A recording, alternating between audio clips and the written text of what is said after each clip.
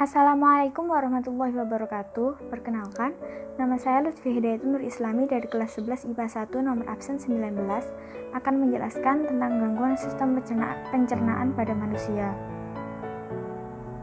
Sebelum itu, saya akan membacakan tentang pendahuluan. Yang pertama, gangguan pencernaan adalah masalah yang terjadi pada salah satu organ sistem pencernaan atau lebih dari satu organ pencernaan secara bersamaan. Yang kedua, sistem pencernaan terdiri dari sejumlah organ, mulai dari mulut, kerongkongan, lambung, usus halus, usus besar, dan anus. Organ hati dan pankreas dan kantung empedu juga berperan dalam mencerna makanan, namun tidak dilewati oleh makanan atau terletak di luar saluran pencernaan. Yang ketiga, sistem pencernaan berfungsi menerima dan mencerna makanan menjadi nutrisi yang dapat diserap. Nutrisi tersebut kemudian disalurkan ke seluruh tubuh melalui aliran darah.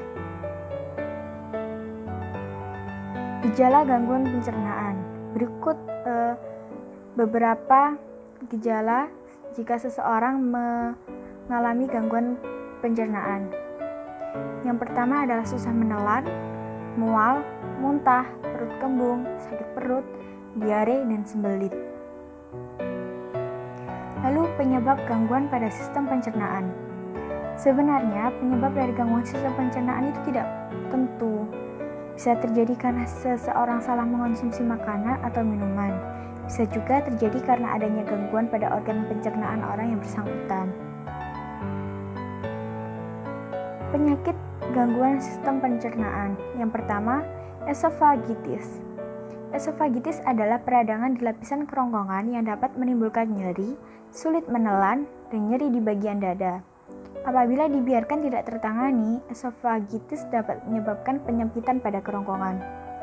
Gambar di samping merupakan normal eksofagus dan ketika eksofagus mengalami esofagitis. Lalu gejala esofagitis.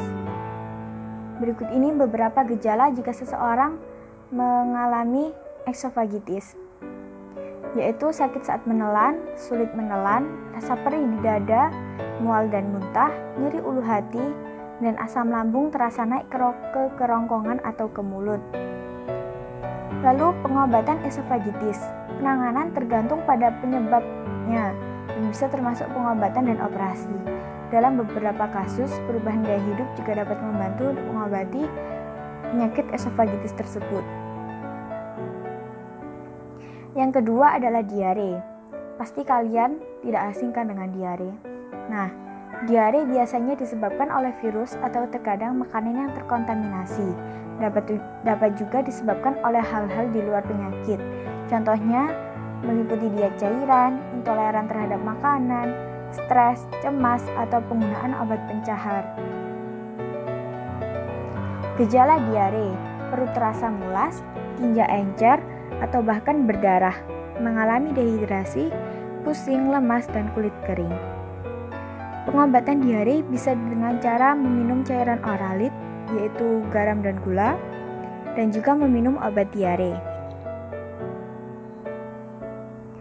Yang ketiga adalah tukak lambung. Tukak lambung atau peptic ulcer merupakan luka terbuka yang terbentuk di lapisan lambung, atau bisa juga terjadi di usus 12 jari.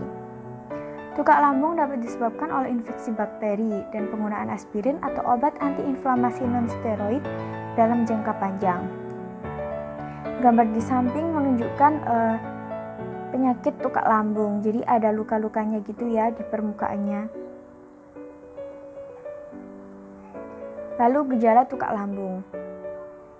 Biasanya mual dan muntah, perut kembung, sering bersendawa, dada terasa seperti terbakar, hilang nafsu makan atau mudah kenyang, berat badan turun, sulit menarik napas, dan lemas. Lalu pengobatan untuk tukak lambung. Penanganan tergantung pada penyebabnya. Antibiotik dan antasida dapat membantu. Obatnya itu biasanya antasid, penghambat pompa proton, penisilin, antibiotik, dan antidiare. Yang keempat, radang usus. Sebagaimana namanya, radang usus adalah kondisi ketika usus mengalami peradangan. Radang usus terdiri dari dua jenis, yaitu penyakit Crohn dan kolitis ulceratif. Bedanya, radang pada colitis ulceratif hanya terjadi di usus besar, bisa dilihat di gambar. Sedangkan pada penyakit Crohn, radang dapat terjadi di seluruh bagian saluran pencernaan.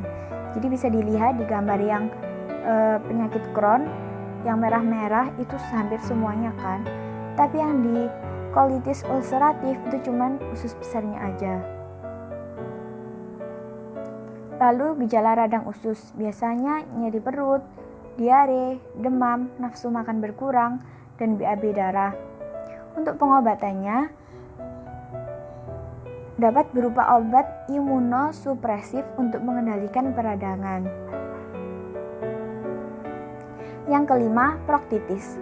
Proktitis adalah peradangan pada rektum atau bagian akhir dari usus besar yang tersambung ke anus. Kondisi ini dapat menimbulkan rasa ingin BAB yang sering atau tenesmus.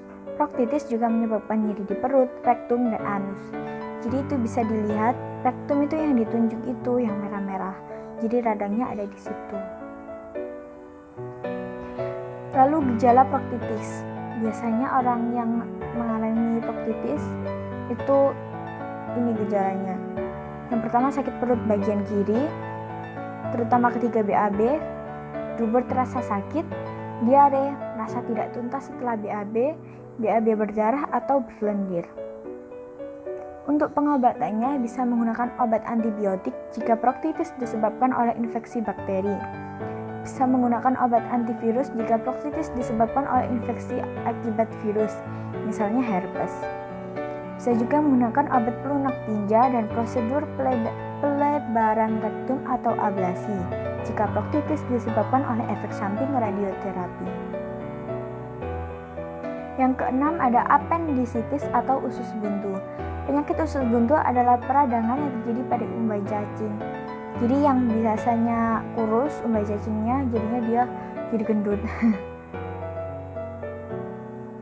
Gejala usus buntu.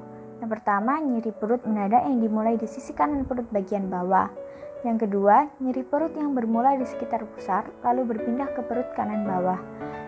Yang ketiga, nyeri perut kanan bawah yang terasa semakin buruk saat batuk, berjalan, atau bergerak. Yang keempat, mual dan muntah. Yang kelima, kehilangan nafsu makan. Dan yang keenam, demam. Pengobatan apendisitis biasanya dirawat dengan operasi dan antibiotik. Jika tidak diobati, usus buntu bisa pecah dan menyebabkan abses atau infeksi sistematik atau sepsis. Sekian dan terima kasih sudah menonton. Assalamualaikum warahmatullahi wabarakatuh.